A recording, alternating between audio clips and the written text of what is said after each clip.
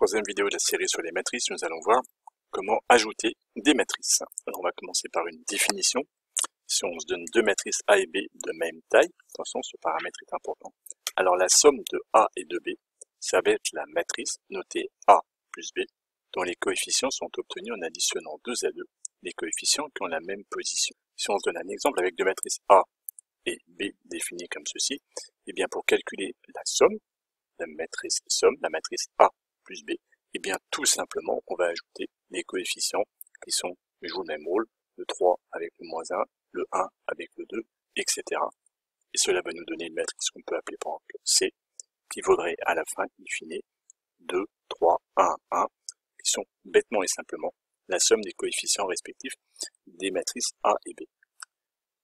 Cela peut paraître peut-être stupide, voire inutile à certains, de rédiger une définition et de poser ce résultat dans le cours. Ce qu'il faut comprendre, en toute rigueur, c'est que les matrices sont des nouveaux objets. Le mathématicien a défini un objet mathématique et tout l'objet du cours que nous allons suivre et des différentes vidéos va être de définir ce que l'on a le droit de faire ou de ne pas faire avec ce nouvel objet. Peut-on les ajouter, les soustraire, les multiplier, redéfinir ce qu'on appelle toute une algèbre. Attention, vous êtes coutumier de beaucoup de règles de calcul, mais qui sont valables avec des nombres. On sait ajouter le nombre 2, le nombre 3, on sait multiplier le nombre 2, le nombre 3. Que se passe-t-il quand on travaille avec des nouveaux objets? Ceux qui ont travaillé avec des vecteurs se sont posés les mêmes questions. Toute une algèbre qui est définie avec des vecteurs, des nouveaux objets mathématiques qui avaient été définis à un moment donné en géométrie. Que se passe-t-il si j'ajoute? Peut-on multiplier des vecteurs ou pas? Toute une algèbre existe, et bien il va y avoir exactement la même logique avec les matrices, avec ce nouvel objet qui va avoir des règles et des particularités qui vont être étonnantes, et il va falloir être prudent puisque nous aurons quelques surprises à un moment donné de l'histoire. Pour l'instant, pour la somme, cela se passe très bien et c'est extrêmement intuitif.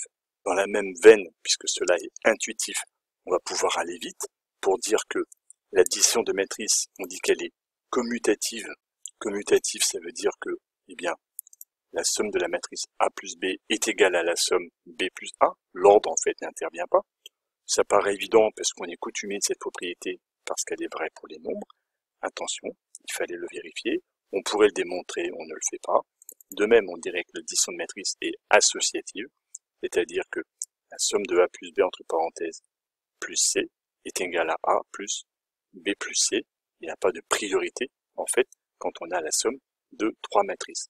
Ces propriétés sont les mêmes qu'avec des nombres quelconques, et nous, selon familière, on peut passer vite, que ceux qui s'intéressent un peu à la culture mathématique retiennent au moins ces deux qualificatifs, commutatif et associatif, qui sont deux propriétés de l'addition des matrices. Un autre résultat va aussi être évident. Si on se dote d'une matrice A et d'un réel quelconque, K, donc d'un nombre, eh bien le produit de la matrice par le réel K, qu'on pourra noter K fois la matrice A, eh bien c'est la matrice dont tous les coefficients sont multipliés par K. Par exemple, eh bien si on se dote de la matrice A définie par ces coefficients-ci, eh bien 2 fois la matrice A vaudra 2 fois les coefficients de la matrice initiale, et donc 6, 2, 8, moins 2. Très simplement, c'est encore intuitif.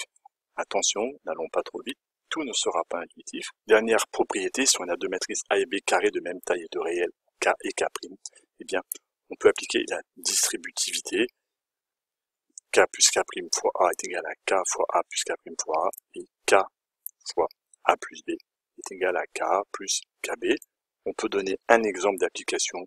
Si on nous demande de réduire cette matrice-là, grand M est égal à 2 fois A moins B plus 4A moins 3B. Sorte de calcul algébrique, mais attention, en lisant ce calcul-là, de bien comprendre les objets qui sont bien présents. Grand A, grand B, grand M ne sont pas des nombres, ce sont des matrices, et nous ne pouvons opérer que avec des stratégies de calcul, des opérations bien posées dans le cours, qui vérifient des propriétés valables pour des matrices, et pas forcément pour n'importe quel nombre. En partant de cette égalité, on peut distribuer le 2 sur A moins B en appliquant la propriété numéro 2, et donc cela nous ferait 2A moins 2B plus 4A moins 3B, ce qui permet de dire en permutant moins 2B et plus 4A, c'est-à-dire en utilisant la commutativité de l'addition, on peut écrire grand M est égal à 2A plus 4A moins 2B moins 3B, ce qui aboutit avec la première propriété mise dans l'autre sens pour factoriser A, la matrice grand M est égale à 6 fois la matrice A moins 5 fois la matrice B. Les ennuis vont véritablement commencer avec le produit de deux matrices, ce qui sera l'objet de la prochaine vidéo.